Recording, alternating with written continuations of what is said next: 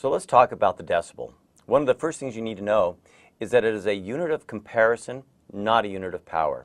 Again, we're just comparing or trying to find a way to compare two different frequencies or two different sets of power to each other. It's kind of a ratio. So we're just trying to show a difference between two values. So really, then a decibel is a relative expression, and it's just that measurement in the change of power.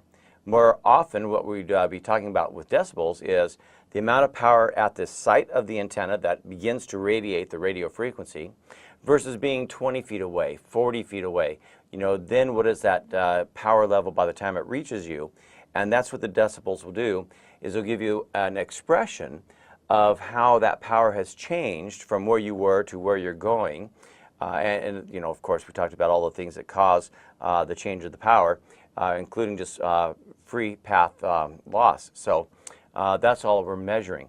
So it's just a comparison, or the difference, or the loss of the EIPR or the EIRP output from that transmitter's antenna to the amount of power that was received by the receiver's antenna.